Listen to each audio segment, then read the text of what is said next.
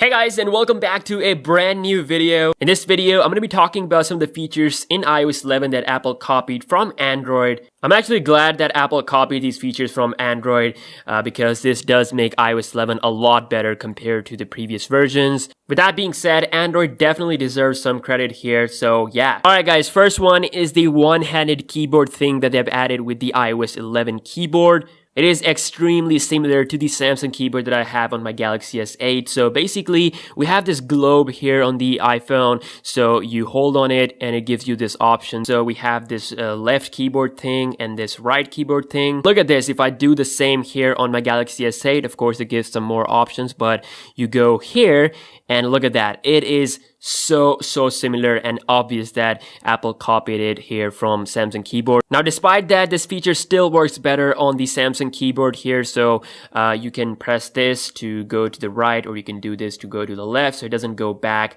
like it does on the iOS 11 keyboard. To go back to the full keyboard, you actually have a separate full screen button here. So you press that and you go back to that. And this is pretty obvious one that I first noticed, taken straight from Android. Next up, we have the advanced screenshot thing with iOS 11. So if I take the screenshot, it quickly gives me this quick little glanced version of the screenshot, and I press on it and I immediately get some tools to work on. Like I can crop it, I can add my signature, I can add my text, I can encircle things. So this is very similar to what we had on Android for years. So when you take screenshot on Galaxy S8 or any other Android phone, I think it's really similar. Look at that. We have this glance thing here on Samsung as well. Look at that. If I take this again, and let me just try that one more time.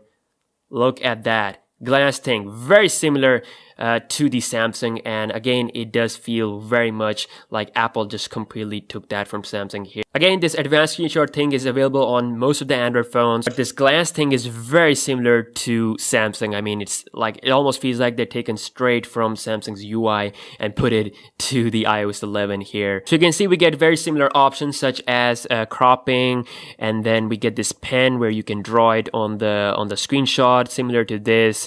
And Apple has a bit of an advanced thing here called as signature, where you can add your signature. So if you have put some signature by default, it's going to add that immediately. So again, this is something, I think it's available since Jelly Bean days. I'm not exactly sure, but this is quite an old feature that is finally available on iOS 11. Next up is the customization of quick toggles, quick actions. In iOS 11 world, it's called as Control Center. So now iOS 11 allows you to add a lot more settings here, a lot more quick toggles here. So you can see I just filled this with features. And this is something we've been doing on Android phones for quite some time. So we have these three dots here. You go into button order, and there we go. You can basically add or remove features from this area. So if you want more features, you can just fill them up, or you can just remove them to make it more cleaner. And it's something iOS just got it. So this also looks something that got inspired from Android. Nonetheless, I really like the customization in the Control Center. I really like the animations. I think it's there. They look really cool. But yeah, something available on Android since a lot of years. Another feature we have is related to notifications. So you can see we have a new option called as notification preview, which is basically when you get a message, you get a quick preview of, the contact you got the message from, the message itself. So iOS 11 allows you to control that. So if you want to see those notification previews, you can have it on always, or you don't want to see on your lock screen, then you can have it on when unlocked, or you can just have it all together at never, and then it's never going to show you the notification. So if I go into my lock screen, you can see that it just says Instagram notification, doesn't show which one liked my picture. And this is very similar to Android. So as you can see, there's an option called as hide content. You do that, you don't get that information. You can see it's very similar, content hidden, but I still can see that this notification came from Twitter, then from Studio, Twitter, so YouTube. I can still see that, but I can't see the preview of the actual message. And again, this has been available on Android for quite some time. If I turn this off and have it on always, now you can see that both phones are showing the actual information of the notification on the lock screen. Next up is the new offload feature we have in the iOS 11. So basically iOS 11 allows you to delete the application while backing up the documents and data. So if I go into iMovie, you can see it says offload app, and this will delete the full size of application, but it'll keep the backup of my data. So if I offload this app, I have to reinstall it from their app store. And this is very similar to what we had on Android for years. So you go into your applications and